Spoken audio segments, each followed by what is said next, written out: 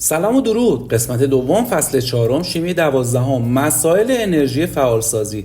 بچه‌ها ما توی قسمت اول اومدیم مباحث رو اول گفتیم و الان اومدیم سراغ مسائلش. یه نکته که هست توی یکی از سوالا یعنی استثناء یه سری نکات مفاهیمی رو با هم بررسی می‌کنیم، بعد از اون وارد مسائل میشه. میگه چه تعداد از عبارت‌های زیر درسته؟ اگر در مورد این سوال بچه مشکلی داشتید میتونید به قسمت قبلی مراجعه کنید.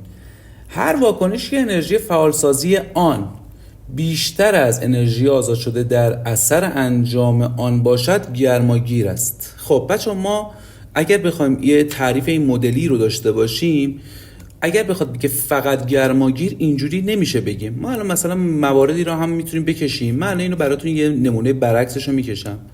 شما تصور بکنید که وقتی میگه گرماگیر، خب از اول این گرماگیر رو تعریف کنیم. گرماگیر میگه یعنی فراورده سطح انرژیش بالاتر از واکنش دهنده ها میشه، ولی من میخوام گرماده. حالا چی میشه؟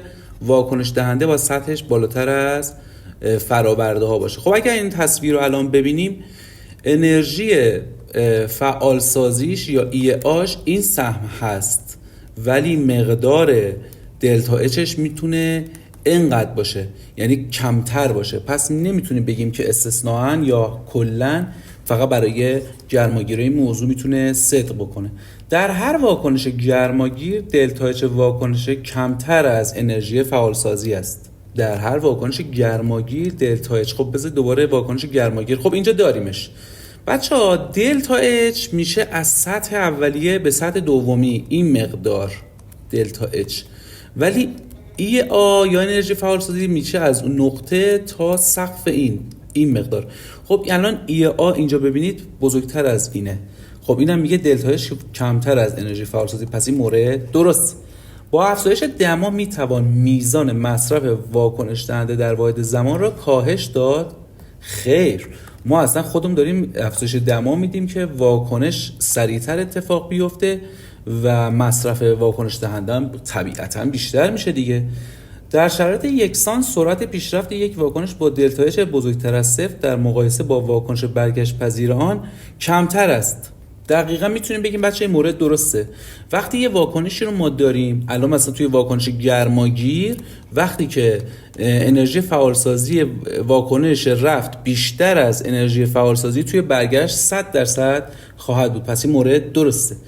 از آغاز هر واکنشی تا رسیدن آن به حالت تعادل غلظت واکنش دهنده و فراورده به ترتیب کمتر و بیشتر میشه. این موضوع بچه توی حالت گازی و محلول درسته، غلظت‌ها تغییر میکنه، ولی اگر وقتی حالت ما جامد باشه غلظت‌ها ثابته دیگه. پس میتونه این مورد اشتباه باشه. دنبال درست‌ها بودیم، 2 تا درست بود، گزینه 2 جواب ما هستش. خب دیگه بریم سراغ مسائل. میگه با توجه به نمودار روبرو و داده‌های ارائه شده در آن، در شرایط مشابه انرژی فعالسازی و دلتا اچ واکنش به ترتیب چند کیلوجوله؟ انرژی فعالسازی بچه کدوم بود؟ این قلهه، یعنی از اینجا تا اینجا. پس این 381 هست. پس ای آ میتونه اینجا برای ما 381، این 181 رو هم جمع کنیم میشه 562. ولی برای دلتا اچ چی؟ دلتا اچ بچه فقط این یه نقطه، یعنی از سطح این تا سطح این همون 181 خالی، فقط دلتا اچش مثبت هست. پس میتونیم بگیم گزینه 2 جواب ما خواهد بود. با همدیگه میریم سراغ سوال بعدی. با توجه به نمودار روبرو انرژی فعالسازی واکنش خب چند کیلوجوله انرژی فعالسازیش و تولید هر مول گاز آمونیاک؟ بچه گاز آمونیاک تعدادش هم 2 مول، این 2 مولش هم باید لحاظ بکنیم. خب تولید هر مول گاز آمونیاک از گازهای نیتروژن هیدروژن با تولید چند کیلوجول گرما همراهه؟ ای آ یا اون قسمت اولی که میخواد این 212 رو به علاوه این مقدار میکنیم. پس 212 منهای 92 منفی دیگه مساویه با 120 کیلوجول. این برای قسمت اول. فقط نکته‌ای که وجود داره وقتی میگه تولید مول هر گاز آمونیاک، خب ما این دلتا اچ رو داریم 92 بچه‌ها، تعدادش 2 تاه. پس اگه یه مولش چقدر میشه؟ نصف این مقدار میشه 46 کیلوجول گرما آزاد میکنه. چرا آزاد میکنه؟ چون واکنش گرمادهه. از کجا فهمیدم؟ چون فراورده پایین تر از سطح واکنش دهنده است. خب 120 و 46 کدومش شد؟ گزینه 1 جواب ما هستش. سوال بعدی میگه با توجه به نمودار روبرو انرژی فعال سازیش رو در حضور کاتالیزگر کاتالیزگر رو اعمال کرده، میگه نصفشه. خب انرژی فعال سازی یا ای آی ما 212، کاتالیزگر هم داریم، تقسیم بر 2 میکنیم، پس میشه 106 کیلوژول. این برای انرژی فعال سازی. حالا میگه انرژی فعال سازی فلان در حضور کاتالیزگر اف ای چند کیلوژول. یعنی بچه ببینید همین واکنش انگار برگشته، یعنی از رفت حالا میگه برگشت. خب وقتی برگشت باشه ما کاتالیزگر هم داریم، دوباره باید بچه ها همون مقدار اثر رو داشته باشه. یعنی اول بدون کاتالیزگر رو بررسی بکنیم، میگیم که بدون کاتالیزگر 212 بود منهای 92 که میشد 120 کیلوژول. ولی الان ما با کاتالیزگر میخوایم حساب کنیم، ای آ با کاتالیزگر. خب 120 رو کافیه که منهای 106 بکنیم و جوابی که به ما میده 14 میشه. یه بار دیگه این سوال بچه رو بررسی بکنیم چجوری شد. اول تو واکنش رفت ای آ رو به دست آوردیم 106 چون کاتالیزگر نصفش کرده بود. توی قسمت دوم میگه واکنش برگشت رو تصور کن. بدون کاتالیزگر 212 و منهای 92 کردم شد 120، یعنی این قسمت 120. قبول دارید اینو؟ کاری به اون نداریم. حالا اون 120 رو وقتی که کاتالیزگر 106 تا تو اولیه تاثیر داده بود، همینجا هم 106 تا کم میکنه. یعنی اینقدر کم میکنه، قله میتونه اینقدر کوچولو باشه. یعنی ای آ با کاتالیزگر 14 کیلوژوله. جواب ما گزینه 4 خواهد بود. سوال بعدی بچه‌ها لطفاً مطالب رو برای دوستانتون هم به اشتراک بذارید. نسیر شیمی. خب اگر تجزیه هر مول گاز NO به گازهای N2 O2 با آزاد شدن 90.5 کیلوژول گرما همراه باشه، انرژی فعال سازیشو برابر 562 کیلوژول باشد، جمع جبری دلتا اچ و ای آش رو چند کیلوژول حسابش بکن. سوال رو وقتی نگاه میکنیم بچه توی واکنش ما ضریب NO2، پس این اول کار ما باید بیایم بگیم که دلتا اچ برای ما 2 تا 90.5 هست. خب یعنی چی؟ 181 کیلوژول برای این، چون ضریبش 2.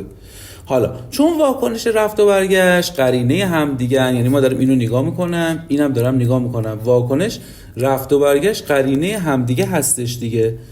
چه اتفاقی میفته؟ دلتا اچش میشه منفی 181 کیلوژول.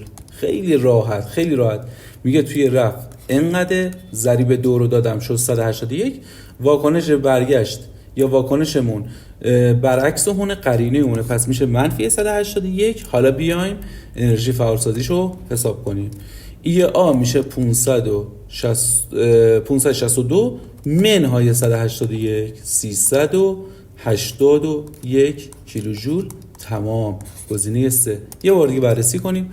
خب این 99 بود، ضرب در 2 کردیم شد این، قرینش خود واکنش میشه منفی اون، خودش گفته انرژی فعال سازیش انقدر، از اون 181 کم کردیم شد 181. جواب ما گزینه 3. سوال آخر میگه اگر سوختن 1 گرم گاز اتان با آزاد شدن 47.5 کیلوژول همراه باشه، با توجه به نمودار روبرو دلتا اچ و ای آش رو جمع بزن و بگو چند کیلوژوله باشه. خودش گفته که هر یه مولش هم 30 گرمه.